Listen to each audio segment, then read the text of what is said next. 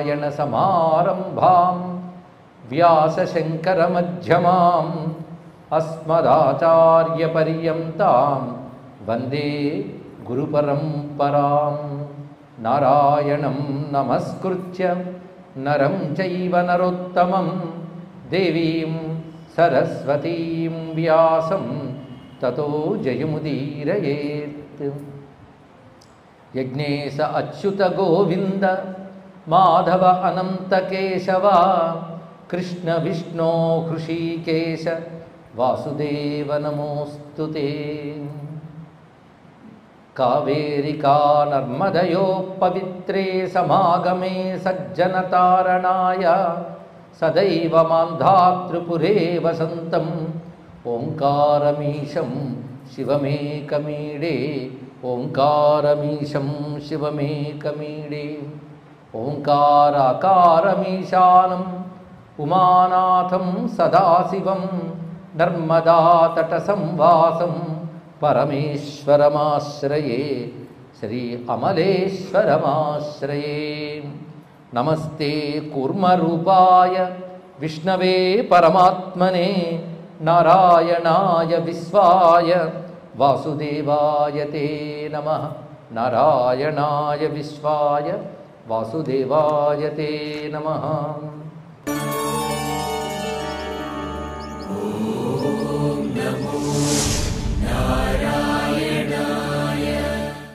కూటం అంటే సమూహము. సమూహంలో ఉన్నాడు కానీ అది ఆయన కాడు. 10 మంది చుట్టేశారు అనుకోండి, 10 మంది మనం అయిపోతామా? ఒక్కసారి విదిలించిస్తే అమ్మయ్య మనమే తెలుస్తాం. అలా కూటము అంటే ఇంద్రియముల కూటము, ప్రాణముల కూటము, ఆలోచనల కూటము, అంతఃకరణ కూటము, శరీరం అంతా కూటమే. ఇంత కూటముల మధ్యలో ఉన్నవాడు కూటస్థుడు. అడగంటకుండా 2 అర్థాలు గ్రహించవలసింది. కానీ కూటస్థో నిర్గుణో వ్యాపి చైతన్య ఆత్మ స్వభావత. స్వభావత ఆత్మ అంటే ఇది. కానీ నువ్వేమంటున్నావు? వీటన్నిటి అంటగట్టావు. అంటగట్టిని తీసేసి ఏది అసలు దాన్ని ఉండిపో అంతే. దృశ్యతే యర్థరూపేణ పురుషై జ్ఞానదృష్టిభి. రంగు చూస్తూ స్ఫటికాన్ని మర్చిపోయినట్లు ఉపాధిని చూస్తూ అసలు స్వరూపాన్ని మర్చిపోతున్నాం. అది యథా సలక్ష్యతే రక్త కేవల స్ఫాటకో జనై రక్తికాద్యుపధానేన తద్వత్ పరమపురుష. తస్మాత్ ప్రతిదీ చెప్పి మరి తేల్చి విషయం పట్టుకో. తస్మాత్ ఆత్మ అక్షర శుద్ధ నిత్య సర్వత్రక అవ్యయ. అర్థమైన అర్థం కాకపోయిన పదాలు అందంగా ఉన్నాయి కదండి. శుద్ధమైనది, నిత్యమైనది, అంతటా ఉన్నది, తరుగుదల లేనిది. వింటూ ఉంటే బాగుంది కదా. అలా అయిపోవాలనిపించిందా లేదా? శుద్ధమైపోవాలి, ఎల్లప్పుడూ ఉండిపోవాలి, శాశ్వతంగా ఆనందంగా ఉండిపోవాలి అనిపించిందా లేదా చెప్పండి? అనిపిస్తుంటుందా లేదా? అప్పుడప్పుడైనా ఆనందం ఉండిపోవాలి, శుద్ధంగా ఉండిపోవాలి, ఏ వికారాలు లేకుండా ఉండిపోవాలి, నశించిపోకుండా ఉండిపోవాలి. ఉండిపోవాలి కాదు, అదే అయి ఉన్నాం, అది తెలుసుకో. ఆ లక్షణాలు దేనికి లేవో అవి అలా ఉండాలనుకుంటున్నావు, వచ్చింది పొరపాటు అక్కడ. ఆ లక్షణాలు దేనికున్నాయో అది నువ్వని తెలుసుకోలేకపోతున్నావు. చూడండి, ఇక్కడ చచ్చిపోకుండా ఉండాలని ప్రతివాడికి అనిపిస్తుంది, కానీ చచ్చే లక్షణం ఉన్న శరీరంతో ఉండాలనుకుంటాడు. అది ఇక్కడ వచ్చింది బాధ. ఇక్కడ ఏది చస్తుందో అది చావకుండా ఉండాలనుకుంటున్నాం. దేనికి ఆనందం స్వతహాగా లేదో అది ఆనందంగా ఉండాలనుకుంటున్నాం. ఏది అంతటా వ్యాపించలేదో అలా నువ్వు దీన్ని వ్యాపింపజేయాలనుకుంటున్నావు. అరే, లేని దానికి లక్షణాలు రావాలని ఎందుకు తాపత్రయపడతావయ్యా?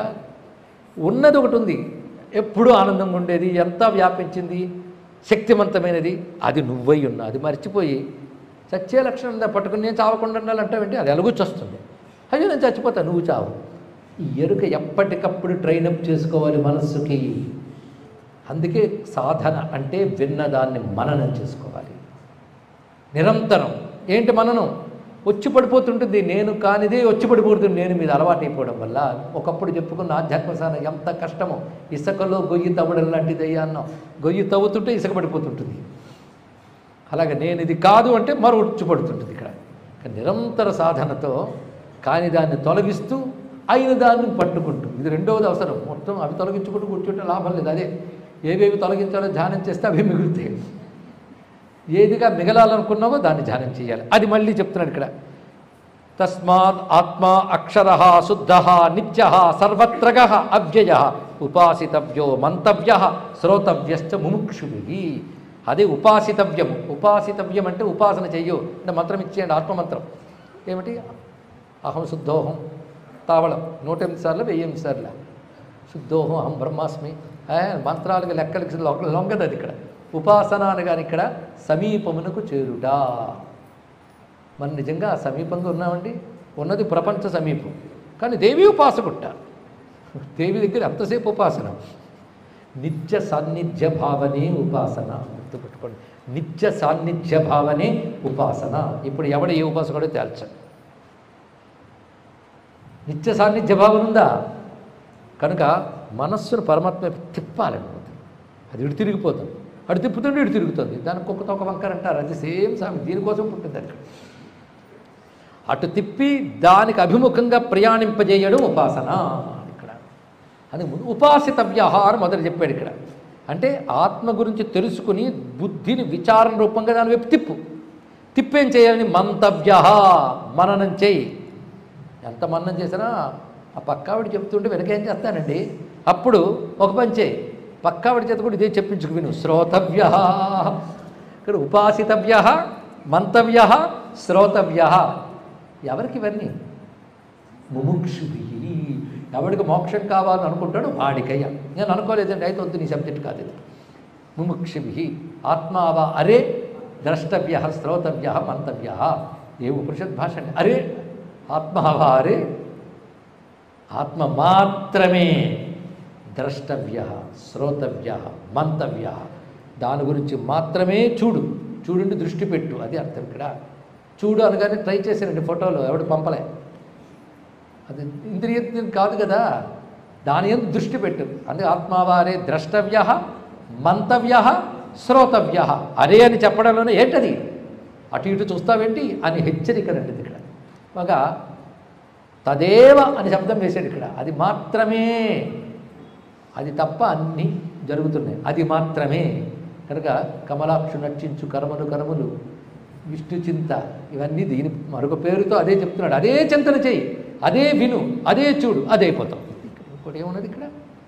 ఏది అసలు దాని గురించి విను, దాని గురించి అనుకో, అంతే సాధన. మరొకటి ఏం లేదు. ఉన్నదాని గురించే ఉపాసించు, ఉన్నదాని గురించే మననం చేయి, ఉన్నదాన్నే విను, ఇంకోటి లేదు. అదే చేసేవనుకో ఉన్నదే నువ్వై తెలుసుకుంటావు.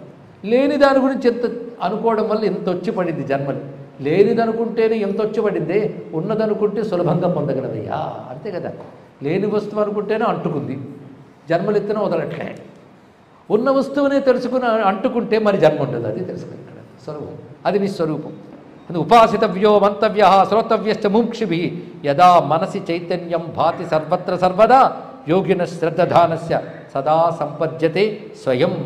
కనుక మనస్సు యందు ఆ చైతన్యమనే ప్రకాశముగా తెలుసుకున్నట్లయితే అటువంటి శ్రద్ధానుడు దానినే పొందుతున్నాడు అంటూ ఈ విషయాన్ని ఇలా బోధిస్తూ పరమేశ్వరుడు చెప్తున్నది ఏమిటంటే, మాయా మాత్రం తదా సర్వం జగద్భవతి నిర్వృతం యదా జన్మ జరా దుఃఖ వ్యాధీనాం ఏకభేషజం కేవలం బ్రహ్మజ్ఞానం.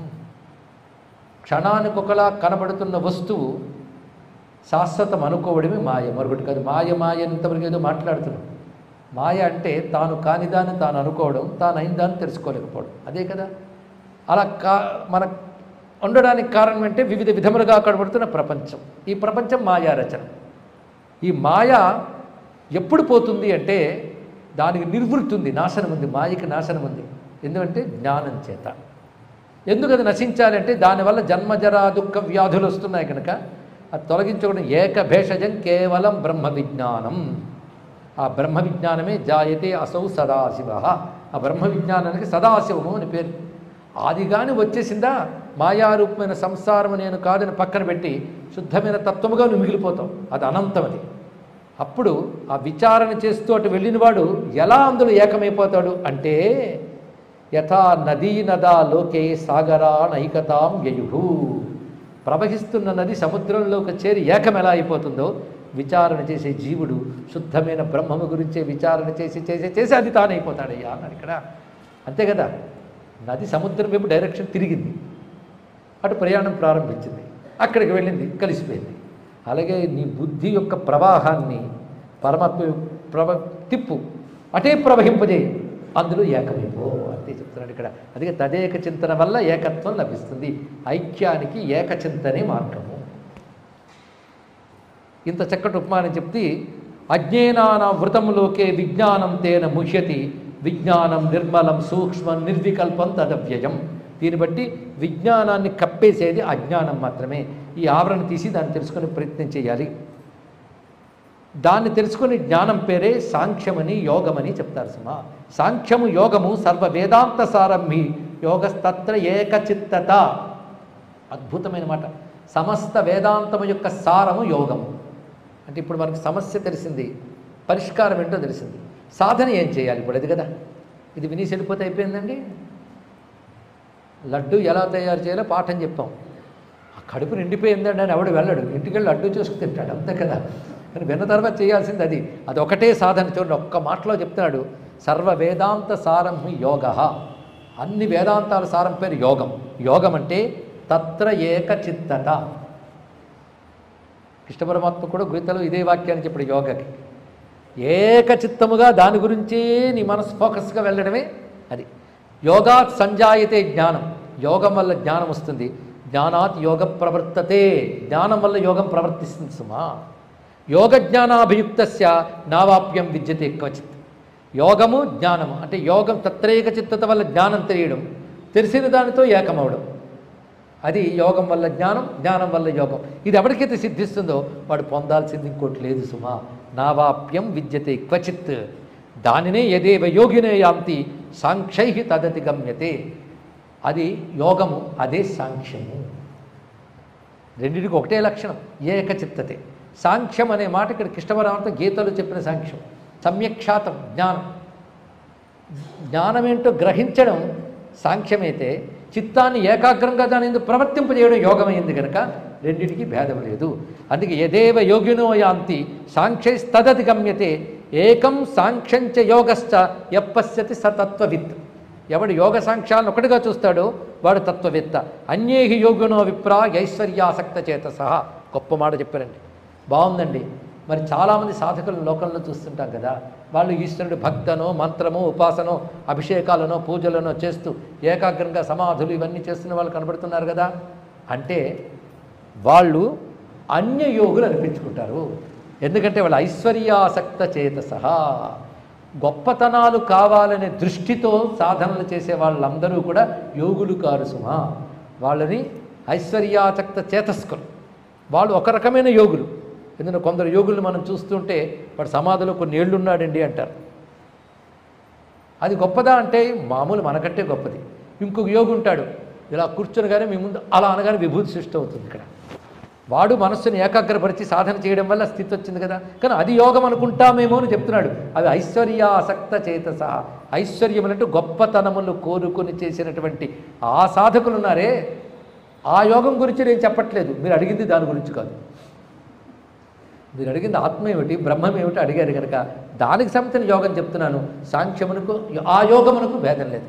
సాంఖ్యము ఏ బ్రహ్మమును తెలియజేస్తున్నదో విచారణ ద్వారా ఆ జ్ఞానమును ఏకాగ్రంగా పట్టుకోవడం యోగం. దానికి దీనికి భేదం లేదు సుమా. నేను ఐశ్వర్యాసక్త చేసుకోలేని వాళ్ళ గురించి చెప్పట్లేదు. ఒక ఆయన ఒక సమాధి ప్రాక్టీస్ చేశాడు. ఇప్పటికీ అలాంటి వాళ్ళు ఉన్నారులేండి. సమాధిలో చేరి డాక్టర్ల చేత టెస్ట్ చేయించుకొని, నేను వచ్చే సంవత్సరం నేను పెట్టెలో ఉంటాను, అప్పుడు నన్ను తీయండి, ఇప్పుడు ఎలాంటి ఆరోగ్యం కండిషన్లో అలాగే ఉంటాను అని చెప్తే పెద్ద దానికి ఇంటర్వ్యూలు ఇవన్నీ చేశారు. ఇది సాధనే. ఎంత ఏకాగ్రత లేకపోతే అలా చేయగలరు. అలా ఒక ఆయన రాజుగారి దగ్గరికి వెళ్ళి, నేను ఒక సమాధి చూపిస్తాను, నాకు మీరేమి ఇస్తారన్న. నువ్వేమి అడిగితే అది ఇస్తాను, గొప్ప కానుక ఇస్తాను, ఇంత బంగారం ఇస్తానని చెప్పాడు. ఆయన అలా చూస్తూ సమాధికి వెళ్ళిపోయాడు. కొన్ని నెలలు ఉండిపోయాడు. ఇది మహిమ అటుంచి ఈయన ఉండిపోయారు. వాడికి సభలో ఉండిపోయాడు. ఏం చేయడం అంటే, ఇతన్ని బయటికి తీసుకొస్తాను. ఒక ఆయన వెళ్ళంట, వెళ్ళి చెవి దగ్గర ఇది గట్టి గరిచాడు. అని వెంటనే బయటకు వచ్చి ఇస్తానని బంగారం ఇవ్వండి అన్నాడు. ఇంత సమాధి స్థితికి ప్రయోజనం ఏంటి? అడుక్కోవడమే. ఏం చెప్పండి, ఇంకా యోగానికి ప్రయోజనం ఏముంది? ఇది ఐశ్వర్యాసక్త చేత సహా. కనుక మిరాకిల్స్ యోగములు కావు తెలుసుకోవడం. ఇది తెలియక మనం ఏం చేస్తామంటే మిరాకిల్స్ చూపించిన వాళ్ళందరూ దేవుళ్ళని చేసి వెంటబడతాం. ఎందుకు? అసలు జ్ఞానం తెలియక. నువ్వు చేయలేని దాన్ని ఒకటి అతను యోగము చేసి ఒక మహిమ సాధించాడు. తన్మాత్రం చేత అది పరమార్థము కాదు. జ్ఞానం పరమార్థం అని చెప్పడం కోసం అన్యేహి యోగినో విప్రా ఐశ్వర్యాసక్త చేత మజ్జంతి తత్ర తత్రైవ ఏచాన్యే కుండబుద్ధయ అన్నాడు. ఇలాంటి సాధకులు అక్కడికక్కడే మునిగిపోతారు సుమా అన్నాడు. ఇక్కడ ఎందుకు? కుండబుద్ధయ అంటే అల్పబుద్ధులు అవ్వడం చేత అక్కడికక్కడే మునిగిపోతారు. దీని మధ్య ఉత్కృష్టమైన యోగం ఏంటో చెప్తున్నాడు. యత్తత్ సర్వమతం దివ్యం ఐశ్వర్యం అమలం మహత్ జ్ఞాన యోగాభియుక్తస్తు దేహాంతే తద్వాప్నుయా ఏష ఆత్మాహం అవ్యక్తో మాయావి పరమేశ్వర. కను ఎవడైతే ఈ విధంగా తన యొక్క స్వస్వరూపాన్ని తెలుసుకుంటాడో వాడు మాత్రమే శాశ్వతమైనటువంటి స్థితిని పొందగలడు. దానికి తెలుసుకొనుటకై సాధన చేయాలి. ఇంతవరకు సత్యమేంటో చెప్పాడు, సిద్ధాంతం ఏమిటో చెప్పాడు, సాధన ఏమిటో ప్రారంభిస్తున్నాడు. అసలు ఈ కనబడుతున్న జగత్తు కదా పెద్ద సమస్య వచ్చింది. జగత్తు అంటే నా శరీరంతో కలిపి అంతా జగత్తే. తెలుసుకోండి, ఇక్కడ నా శరీరంతో కలిపి అంతా జగత్తే. నువ్వు చూస్తున్న జగత్తు కాదు, దేనితో చూస్తున్నావో శరీరం కూడా జగత్తే. ఈ జగత్తుని శరీరాన్ని చూస్తున్న వాడెవడు, వీటితో ఐక్యం చేసుకుంటున్న వాడెవడు. పైగా ఈ శరీరంతో నీకు అనుభవానికి ఏదొస్తుందో అదే జగత్తు అనుకుంటున్నావు. అవునా లేదండి? లేదండి, నేను చూడకపోయినా అమెరికాను కూడా అనుకుంటున్నానండి అంటే అమెరికా కూడా నువ్వు మనసుతో అనుకున్నావు కనుక వచ్చింది కదా. కనుక నువ్వు అనుకున్నది నీకు జగత్తు అవుతుంది, ఎక్కడి నుంచి బయట నుంచి రాలే. దానితో తాదాత్మ్యం చెందాం. కనుక దానికి ఏం చేయాలి సాధన అంటే ముందు జగత్తు ఎలా ఏర్పడిందో పరిశీలించు. అది ఆరోపించుకున్నదైనా ఆరోపించడానికి ఉండాలి కదా, అది ఎలా వచ్చిందో చూడు అంటూ ఇక్కడ మొదలు పెడుతున్నాడు. ఈ జగత్తు ఏర్పడినప్పుడు మొదట సృష్టి ఎలా వచ్చింది, సర్గం ఎలా జరిగింది, ప్రకృతి యొక్క కళలు అంటే తత్వం ఏమిటి, వికారం ఏమిటి చెప్తున్నాడు. ఇవన్నీ తెలుసుకుని నోట్స్ రాసుకోవడం కాదు, 24 తత్వాలను పరిశీలించడం దేనికంటే ఇవేవి నేను కానీ తీసి పారేయడానికి అన్నాడు ఇక్కడ. కనుక ఇక్కడ తత్వ పరిశీలన చేయిస్తున్నాడు ఇక్కడ. అది మొదలుపెట్టి విచారణ ప్రారంభింపజేస్తున్నాడు. కనుక తత్వ విమర్శకులు ఏ మార్గంలో వెళతారో ఆ మార్గం ఇక్కడి నుంచి చెప్పడం ప్రారంభిస్తున్నాడు. ఆజ్యో వికార ప్రకృతే మహానితి గచ్చతే. ముందు స ఆత్మ సర్వభూతానాం, ఆత్మ అనబడేది ఒకటి ఉందన్నాం కదా, అది సర్వగతమైనది. అటువంటి శాంతమై జ్ఞానస్వరూపమైన ఆత్మనే పరమేశ్వరుడు అంటున్నాం. ఆ పరమేశ్వరుని యందు ఈ జగత్తంతా భాషిస్తున్నది, అర్థమయందు దృశ్యం వలె. పైది ఆయన తయారు చేసుకున్నది, ఆయన యందు భాషిస్తున్నా ఆయనకు అంటట్లేదు, అందులో ఉన్న ఆయన అంటాడు. ఈ మాట కదా గీతలో పలుమార్లు ఆయన తెలియజేశాడు. కనుక ఆయన ఏ మాయాశక్తిని చైతన్యవంతం చేయడం వల్ల వచ్చిందో దానికి ప్రధానమని పేరు. దానికి మరొక పేరు అవ్యక్తమని, ప్రకృతి అని. అవ్యక్తమని ఎందుకన్నారంటే సృష్టిగా రాకముందు కూడా త్రిగుణ సామ్య స్థితిలో ఉంటుంది కనుక దానికి అవ్యక్తమని పేరు. కానీ అవ్యక్తముగా ఉన్నటువంటిది దాని యందు దానికి ప్రకృతి అని పేరు, మూల ప్రకృతి అని పేరు. ఆజ్యో వికార ప్రకృతే మహాన్. ఆ ప్రకృతి యొక్క మొదటి వికారము, ప్రకృతి వికృతి విద్య అంటున్నాం కదా, ఆ ప్రకృతి యొక్క మొదటి వికారము మహత్. దానికి విజ్ఞాతృశక్తి విజ్ఞాన, దానిలో తెలుసుకునే ఒకానొక శక్తి ఉంది. అది ఈశ్వర చైతన్య యొక్క లక్షణం, అన్నీ తెలుసుకోగలగడం. మీరు చెప్తుంటే వింటున్నానండి, వాచే చూసుకుంటున్నానండి అంటే అది తెలుసుకుంటున్నావు కదా, ఆ ఎరుక ఒకటి ఉందన్నమాట. ఆ ఎరుక అనే ఒక శక్తి ఉంది.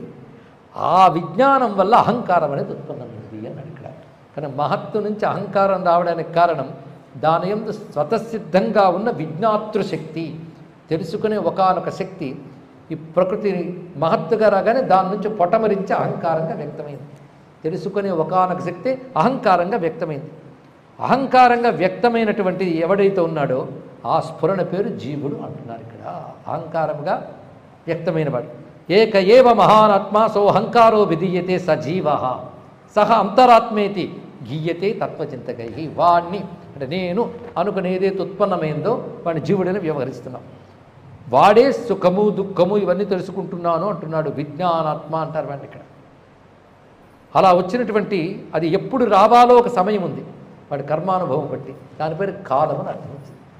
కానీ ఎప్పుడు ప్రకృతి యందు మహత్తనే వికారం కలగాలి, దాని యొక్క విజ్ఞాతృ శక్తి వల్ల అహంకారం అనేది పొటమరించాలి అనేది ఎప్పుడో జరిగింది కదా. ఎప్పుడు అనే నియమం ఒకటి ఉంది, దాని పేరు కాలం అని పేరు. కనుక అది వచ్చినప్పుడు ఒక టైం, అది ఎలా పెడితే అలా రాదు, రావలసినప్పుడు వస్తుంది, అప్పుడు పేరు కాలం అంటే. అలా కర్మానుభవం మొదలైనప్పుడు కాలం మొదలైనట్టు ఇక్కడ. అక్కడ నుంచి మొదలైతే ఎన్ని రకాలుగా వస్తుంది. కనుక ఇప్పుడు దీన్ని బట్టి తెలుస్తున్నది ఏంటంటే ఆ మహత్తు అనేది వ్యక్తం కావడం కానీ, అవ్యక్తమునందు చైతన్య స్పందన కలగడం కానీ, మళ్ళీ అహంకారం పొటమరించడం కానీ దేన్ని ఆధారం చేసుకొచ్చాయో దాని పేరు కాలం అంటారు. ఇప్పుడు కాలం అనేది ఒకటి వచ్చింది. కానీ కాలం యందు 3 కనబడుతున్నాయి బేస్ చేసుకొని. ప్రధానం పురుషుడు, ప్రధానం అంటే ప్రకృతి, దాని యందు పొటమరించిన అహం రూపమైన పురుషుడు, ఈ రెండిటికి కాలం. కానీ ప్రధానము పురుషుడు కాలము ఇవి ప్రకృతి యందు వ్యక్తమవుతున్న లక్షణములు. ఇక అక్కడి నుంచి పంచతన్మాత్రలు పంచభూతాదులన్నీ ఉత్పన్నమయ్యాయి. ఆ పొటమరించిన అహంకారమే వీటన్నిటినీ కలబోసుకొని తెచ్చుకుంటుంది. వీటితో మమేకం అయి తిరుగుతుంది సుమా అని ఎలా ఏర్పడిందో చెప్పి ఇంకొకటి ఎలా తొలగించుకోవాలో వివరిస్తున్నాడు ఇక్కడ. దీన్ని బట్టి ఇది తెలియాలంటే తపస్సుల వల్ల తెలియదు, దానముల వల్ల తెలియదు, యజ్ఞాల వల్ల తెలియదు సుమా. ఇది ఆత్మ యొక్క అసలు స్వరూపం. ఇప్పుడు విశ్వం అంటే ఏంటో అర్థమయ్యేలా చెప్పేశాడు.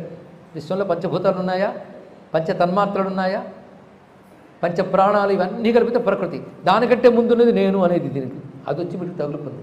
అదొకటి ఉండడం వల్ల ఇవన్నీ ఏర్పడ్డాయి. అహంకారానికి మూలంగా ఉన్నది మహత్తు, మహత్తుకు మూలంగా ఉన్నది అవ్యక్తం, అవ్యక్తానికంటే పరుడైన వాడు బ్రహ్మం. కనుక ఇటు వెళ్ళాం, మళ్ళీ ఇటు నుంచి మూలం వైపు పెడుతున్నాం. కనుక నువ్వు చెప్పగలిగే పంచతన్మాత్రలు 24 ఒకటైతే వాటి యందు అహం అని పొటమరించి అంటుకుపోయి తిరుగుతున్నవాడు 25వ వాడు. ఈ 25కి ఆధారమై ఎవడైనాడో వాడు పరమేశ్వరుడు అని చెప్పబడుతున్నాడు ఇక్కడ. అయితే 25వ వాడు 26వ వారు వేరా ముందు కాదనేద్దాం, విన్నాం కదా. అయితే వీటితో కలిపి చూస్తున్నప్పుడు వాడు 25వ వాడు అన్నారు. ఇవన్నీ తీసి పారిస్తే 25, 26 ఒకటే. ఇక్కడ అంత సులభం అండి. ఇక్కడ అదే ప్రకృతి అంటే ఏమిటో అర్థం చేసి అందుకు సాంఖ్యం ఇక్కడ అవసరం వచ్చింది. ఈ సంఖ్యతో చెప్పబడుతున్నవన్నీ పరిశీలన చేసి వాటిని తిరస్కరణ చేసి వీటితో మమైకం ఉన్న వాడిని దాని నుంచి బయటికి లాగి వాడు అసలు స్వరూపంతో కలపాలా కలిసే ఉన్నాడు. అది తెలుసుకోవాల్సింది. మొత్తం అంత సులభంగా అధ్యాయం అంతా చెప్పాడు. అయితే తెలియాలంటే ఒక్క దానివల్ల తెలుస్తుంది. బాగా గుర్తుపెట్టుకోండి. ఆ ఉపాయం తెలుసుకుందాం. నాహం తపోభిః వివిధైః నా దానేన నచ ఇజ్జయ శక్షోహి పురుషై జ్ఞాతుం ఋతే భక్తి మనుత్తమా. సర్వోత్కృష్టమైన భక్తి చేత మాత్రమే తెలియబడుతుంది, మరొక దాని చేత తెలియబడదు. భక్తి అనగా మళ్ళీ చెప్తున్న బ్రహ్మము పరమేశ్వరుడు తదేక చింతన, అదే పట్టుకొనుట. భక్తి అంటే పట్టు అండి. పట్టు ఉడుంపట్లో ఉంటే పరాభక్తి. అప్పుడప్పుడు తెలిసే భక్తి మనకు తెలుసు. ఉడుంపట్లో అదే పట్టుకోవాలి. ఆ పట్టుకో. కానీ ఈశ్వరుడనో బ్రహ్మమనో విష్ణువనో శివుడనో పట్టుకుంటుంది ఆ బ్రహ్మమనే. అది గట్టిగా పట్టుకోవాలి. ఆ భక్తి ఎవడుకుంటుందో వాడికి తెలుస్తుంది. ఎందుకంటే ఆత్మగా ఉన్నవాడు నేనే కదా. ఆ బుద్ధిని అలా ప్రకాశింపజేస్తాను. అహం సర్వభూతానాం అంతఃతిష్ఠామి సర్వతః మాం సర్వసాక్షిణంలోకో నజానాథ మునీశ్వరా.